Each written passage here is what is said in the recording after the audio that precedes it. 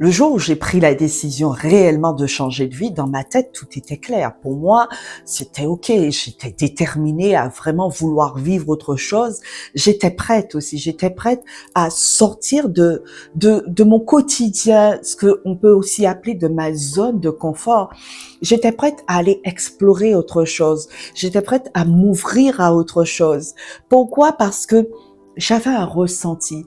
Ce ressenti, il était au plus profond de moi et il me dérangeait. Pourquoi? Parce il m'avait installé dans une zone qui était inconfortable, qui m'était réellement inconfortable et j'avais envie de ressentir un confort au plus profond de moi. Et pour ressentir ce confort-là, il me fallait, prendre les clés de la voiture de ma vie, d'avancer jusqu'à cette voiture, d'ouvrir la portière de cette voiture-là et de m'installer au siège du conducteur de ma vie. En fait, c'est ce que j'avais envie de vivre. C'est cet inconfort que l'on ressent lorsque on revit les mêmes choses, les mêmes situations qui nous bouleversent, qui nous perturbent, qui nous dérangent. Eh bien, c'est un ressenti, cet inconfort-là. Et nous, tout ce qu'on a envie, c'est ne plus ressentir cet inconfort au plus profond de nous. Et à un certain moment, qu'est-ce qu'on fait? On se dit, comment puis-je ne plus ressentir cet inconfort au plus profond de nous? Et pour pouvoir ne plus ressentir cet inconfort au plus profond de moi, la solution était pour moi de prendre les clés de la voiture de ma vie, d'avancer jusqu'à cette voiture qui représentait pour moi le véhicule qui allait me conduire à destination. Et donc, j'ai pris les clés de cette voiture-là. J'ai avancé jusqu'à cette voiture-là. J'ai ouvert la portière et je me suis installée au siège du conducteur. Et donc, à ce moment-là, il me restait qu'une seule chose à faire, démarrer le moteur. Donc, j'ai démarré le moteur.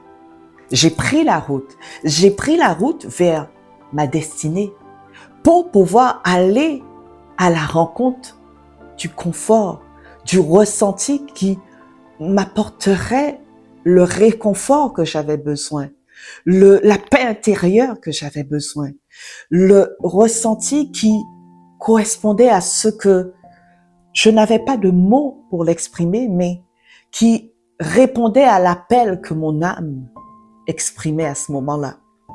Et donc, j'ai pris la route, j'ai démarré mon moteur, j'ai pris la route. Et puis, vous savez, vous prenez la route parfois, mais sans vous rendre compte que vous n'avez pas de GPS, vous n'avez pas de plan et que vous ne savez pas où vous allez. C'était un peu mon cas.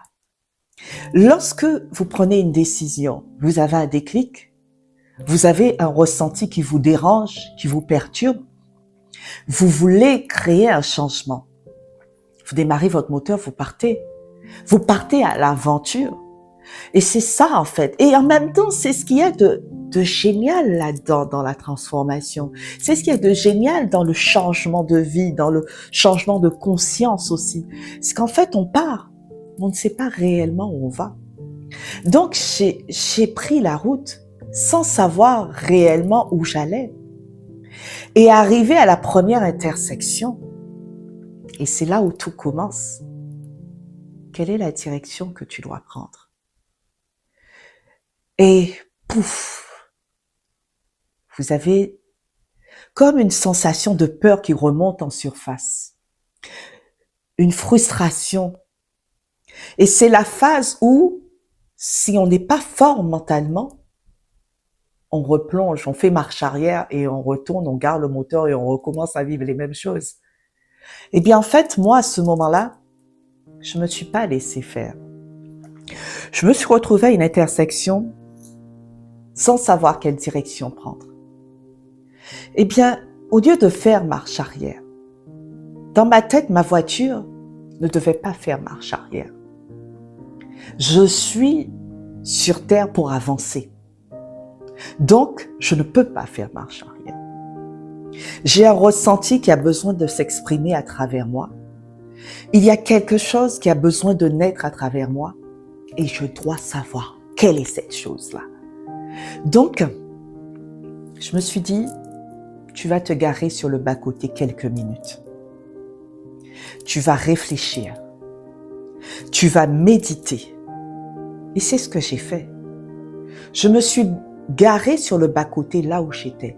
Je n'ai pas fait marche arrière. J'ai fait une pause. Et pendant cette pause, j'ai médité. Parce que il y a une chose que j'ai pris du temps et des années pour comprendre, c'est qu'on ne doit pas s'aventurer dans la vie seul parce qu'on n'arrive pas seul. On arrive avec des guides, on arrive avec des anges gardiens, on arrive avec des ancêtres protecteurs. On n'est pas seul. On est divinement protégé. On est divinement guidé. Et lorsqu'on fait le choix de se laisser guider, d'avancer avec notre famille spirituelle, eh bien, on avance beaucoup plus vite et on a une clarté concernant notre direction. Donc, on ne peut pas échouer.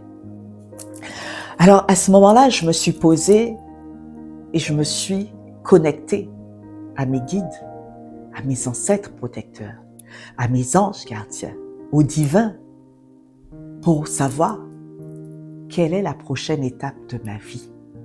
Voilà la première question que j'ai posée à l'univers, à Dieu, à mes guides, à mes anges, à ma famille spirituelle. Je vais dire ça comme ça. Quelle est la prochaine étape de ma vie? Qu'est-ce qui a besoin de s'accomplir à travers moi? Qu'est-ce qui a besoin de naître à travers moi? Parce que si je suis là aujourd'hui, c'est parce qu'il y a quelque chose qui a besoin d'être exploité à travers moi. C'est parce que il y a quelque chose qui essaie de naître à travers moi, mais que je n'arrive pas à comprendre. Est-ce que tu peux me transmettre le message de telle façon que je puisse voir clair, comprendre, entendre et savoir quelle direction prendre pour ma vie afin d'atteindre ma destination? Et c'est ce que j'ai fait. Je me suis posée, j'ai posé mes questions et j'ai eu ma réponse. J'ai eu la direction que je devais prendre. Et lorsque j'ai su quelle direction prendre, eh bien, j'ai pris la direction à droite parce que il me fallait prendre la direction à droite pour rester dans ma lignée, pour être en harmonie avec moi, afin de pouvoir manifester la prochaine grande version de moi-même. Et vous savez, lorsque j'ai repris la route avec une telle assurance, une telle sécurité, une belle énergie, parce que à ce moment-là, j'étais sûre de moi. J'avais les idées claires. Je savais où j'allais. Je savais que je n'étais pas seule. Je savais que peu importe les doudanes que je rencontrerais sur ma route, les ralentisseurs, je saurais à ce moment-là comment ralentir, comment rétrograder mon véhicule pour pouvoir, je dirais, pour pouvoir traverser ce dodan en toute sécurité sans bousiller mon véhicule. Vous savez, lorsque vous prenez votre direction avec clarté, avec lucidité, avec sérénité, en étant sûr que je ne suis pas seule. Je ne suis pas seule sur la route. Et que vous vous rendez compte que tout se passe bien parce que la vie, en fait, elle est ainsi faite.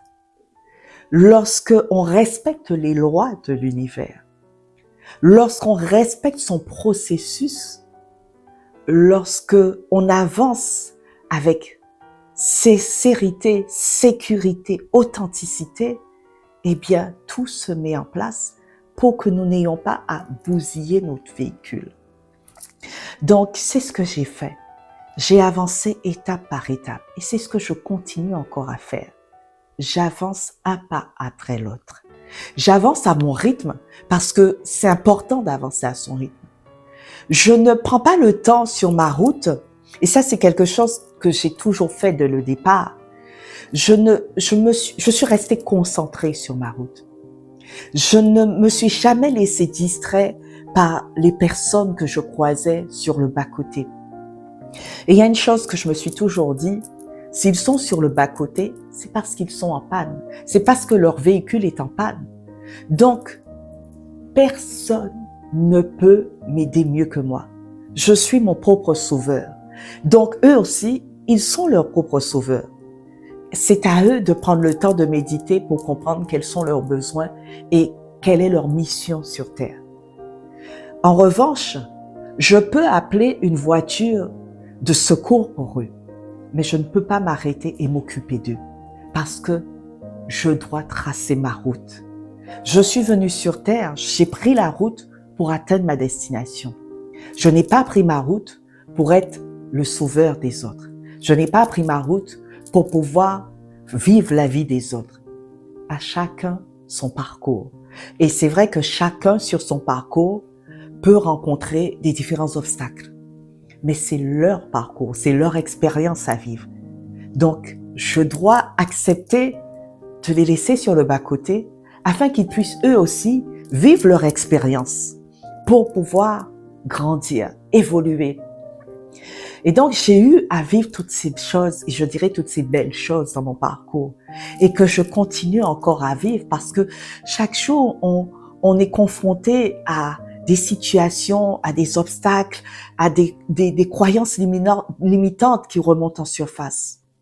Mais nous devons tenir tête. Nous devons nous raccrocher à qui on est réellement, nous raccrocher à notre famille spirituelle.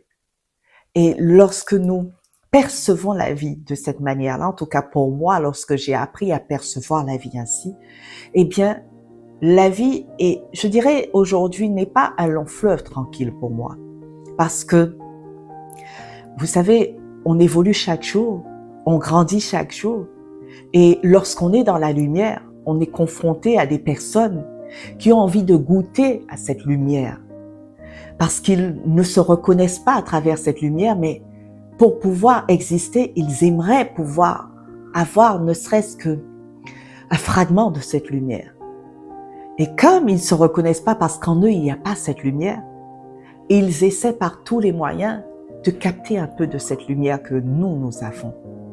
Et c'est là où nous devons être vigilants, rester concentrés, rester centrés sur notre route. Car si nous nous laissons distraire par ces personnes-là, eh bien, nous pouvons nous retrouver confrontés à vivre les mêmes choses qu'eux, à nous retrouver sur le bas-côté. Donc, c'est important de prendre conscience d'une chose. Lorsque vous prenez la décision de changer de vie, vous devez aussi prendre la décision de changer les formes de croyances que vous avez de vous-même et de la vie, de commencer à percevoir la vie d'une façon, je dirais, à vous permettre de pouvoir atteindre votre destination. Car c'est un long voyage. C'est un voyage qui, je dirais, est illimité dans le temps. Car le temps n'existe pas, mais qui mérite d'être vécu, qui est beau parce qu'en fait, ce qui est important, c'est de profiter du paysage, de profiter de la vue, de profiter des expériences, de profiter de tout ce qu'on a à expérimenter, à vivre et à voir durant ce voyage-là. De profiter de chaque instant, chaque minute, chaque seconde. Car c'est justement ce qu'il y a de magique. C'est ce qu'il y a de plus beau. C'est le parcours. Tout ce qu'on voit pendant ce parcours, tout ce qu'on expérimente, comment est-ce qu'on grandit, comment est-ce qu'on évolue, comment est-ce que c'est beau, comment est-ce qu'on reçoit aussi des récompenses. Et ça, c'est génial. Et c'est une expérience que j'invite tout un chacun de nous à expérimenter car c'est magnifique.